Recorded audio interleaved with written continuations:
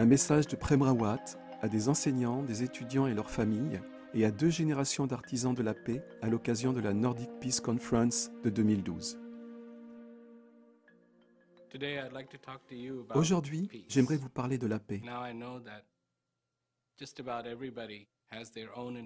Je sais que chacun de nous a sa propre idée de ce qu'est la paix. Mais la paix, pour moi, c'est quelque chose qui vient du cœur des êtres humains, pas de leur esprit. Dans notre monde, il y a tellement de cupidité. Il y a tout ce qui s'y passe, les guerres, les différences. Mais nous avons besoin de considérer ce qui est réel. Pour moi, la réalité se trouve en nous. C'est une réalité simple, simple à comprendre. La paix est une nécessité pour nous, pour chaque individu sur Terre. Quand on regarde le monde d'aujourd'hui et tout ce qui s'y passe, on ne peut s'empêcher de comprendre une chose. C'est que les gens autour de nous commencent à perdre leur humanité. Mais qu'est-ce que j'entends par humanité? Nous avons besoin de comprendre que nous sommes humains. Nous avons besoin de comprendre que c'est bien, que ce n'est pas mauvais, que ce n'est pas médiocre, mais quelque chose de bien. Il semble qu'au fil des ans, le mot humanité ou le fait d'être humain ait été associé à quelque chose de négatif. On dit l'erreur est humaine. Nous sommes capables de faire des erreurs, c'est vrai. Mais nous sommes aussi capables de faire d'autres choses dans ce monde. Rappelons-nous simplement qu'on peut faire les deux. Oui, on peut créer des problèmes. Oui, on peut déclencher des guerres. Oui, on peut être cupide. Oui, on peut se mettre en colère. Oui, on peut avoir peur. Mais nous avons aussi la capacité, la faculté d'avoir la paix, de vivre en harmonie avec ce monde, d'inventer, de créer des choses qui peuvent nous aider les uns les autres, et d'être sur cette planète pas comme quelqu'un qui n'arrête pas de faire des erreurs, mais comme quelqu'un qui est là pour grandir dans sa vie, pour dépasser certaines idées reçues, pour dépasser certaines barrières qui nous ont limités et qui continuent à nous limiter. Ces barrières que nous avons placées, consciemment ou inconsciemment, limitent notre perspective. Elles limitent notre capacité à exprimer que nous sommes humains, que nous existons. Parce que regardez,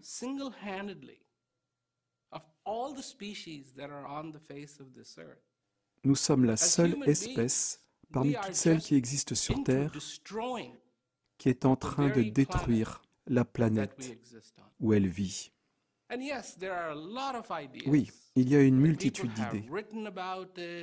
Et on a écrit des livres, on a discuté à leur sujet. Mais ce n'est plus le moment de discuter. Ce n'est plus le moment de se dire « je me demande ce que c'est ». Non, c'est le moment d'agir, d'être là.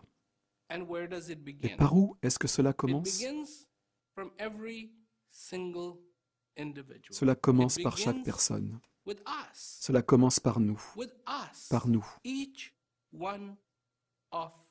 Chacun de nous. Sur la planète, en ce moment, les tragédies abondent.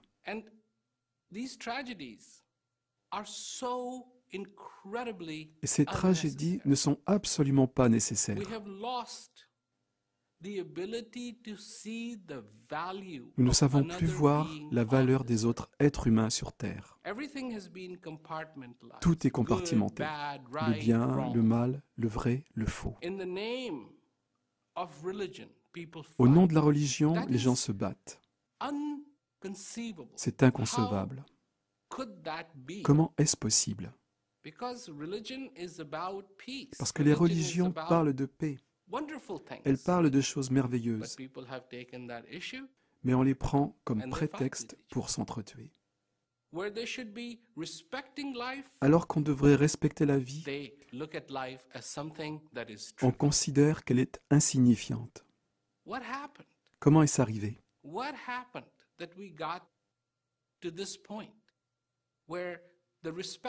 Comment en sommes-nous arrivés au point d'avoir perdu le respect fondamental pour les autres? Voir quelqu'un, qu'il soit musulman, hindou ou chrétien, et lui dire « Apprécie ce lien, apprécie ce à quoi tu crois. » Pourquoi dire tout d'un coup « Vous êtes inférieur, je suis supérieur » ? C'est ça la culture? Je pense qu'il y a des choses merveilleuses, mais nous les ignorons chaque jour. Combien de temps cela va-t-il durer? Je suis une voix en faveur de la paix, et c'est une petite voix. Mais quand elle s'ajoute à la voix de tous ceux qui veulent la paix, alors cette voix devient très, très puissante.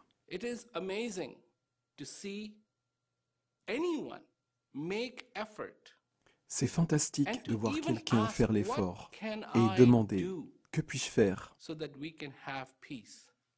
pour qu'il y ait la paix sur Terre de mon vivant ?» Vous savez, il y a des gens extrêmement cupides. Il y a des gens qui se moquent de tout. Mais selon moi, ils sont une minorité. La majorité des gens sur Terre désirent la paix. Et si c'est vrai, alors la paix sur Terre est un objectif parfaitement réalisable. Les gens disent « Cela n'arrivera jamais ». Alors que ce soit maintenant le temps de ceux qui croient que c'est possible, pas celui de ceux qui disent le contraire. Ils ont essayé à leur façon, et ça n'a rien donné de bon. Regardez aujourd'hui le résultat. Faites le bilan.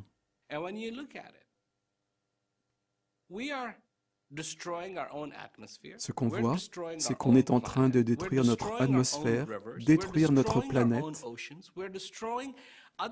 On pollue nos rivières, nos océans, et on détruit des espèces qui ne partagent pas nos pensées ou nos idées. Non, elles sont innocentes. Et chaque jour, 7 jours sur 7 et 24 heures sur 24, on détruit, détruit et détruit. On a du mal à construire quelque chose sans d'abord détruire autre chose. Pour moi, pour vous, la paix n'est pas juste une solution à un problème. La paix est importante. La paix est nécessaire à notre bien-être, au bien-être de celles et ceux qui partagent cette planète avec nous. Elle n'est pas juste une idée, elle est une nécessité. On parle de la paix depuis des siècles. Oui, il y a des guerres et des gens s'entretuent depuis des siècles. Mais en même temps, il y a toujours eu une voix qui disait il faut la paix. Avec toutes nos technologies et tout ce que nous comprenons, avec toutes nos aspirations,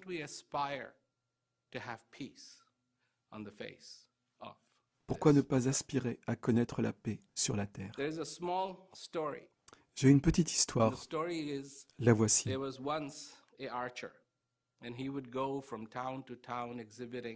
Un archer va de ville en ville pour montrer à tous son habileté au tir à l'arc.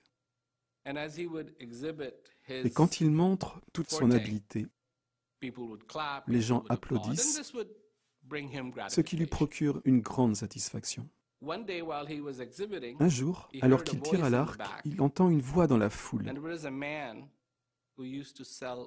celle d'un homme qui vend de l'huile. À l'aide d'un long bambou, il transporte 2 jarres d'huile, une à chaque extrémité, et vend de l'huile de village en village. Donc un jour, l'archer qui est en train de montrer son habileté entend dire dans la foule, « Ce n'est qu'une question de pratique. » Et ça le met vraiment, vraiment très en colère. Mais qui dit ça? À la fin de son spectacle, il va demander à cet homme, « C'est toi qui as dit ce n'est qu'une question de pratique ?» Et l'autre répond, « Oui, ce n'est qu'une question de pratique. » Comment peux-tu dire ça? Ne vois-tu pas mon habileté? Je me suis entraîné, j'ai simplement un don naturel. Et le vendeur d'huile lui répond, « C'est quand même une question de pratique. » Qu'entends-tu par là? Je vais te montrer.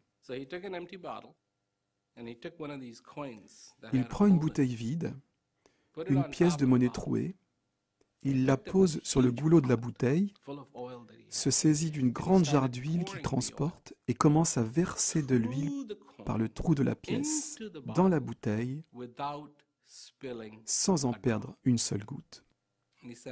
Puis il dit, « À toi maintenant. » Et bien sûr, l'archer constate qu'il ne peut pas faire pareil. Alors finalement, il reconnaît que oui, c'est une question de pratique. J'aime raconter cette histoire, car tout est vraiment une question de pratique. Si on pratique la cupidité, on finit par y exceller.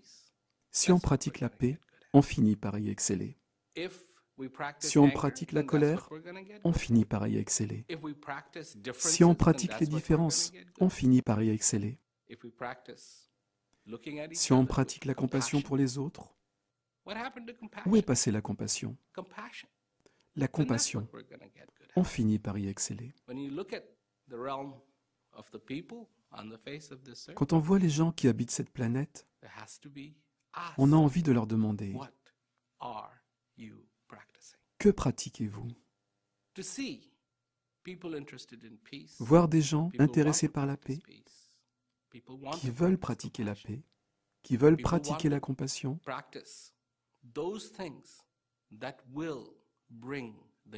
des gens qui veulent pratiquer ce qui ramènera l'humanité chez les êtres humains. C'est toujours incroyablement admirable. Merci.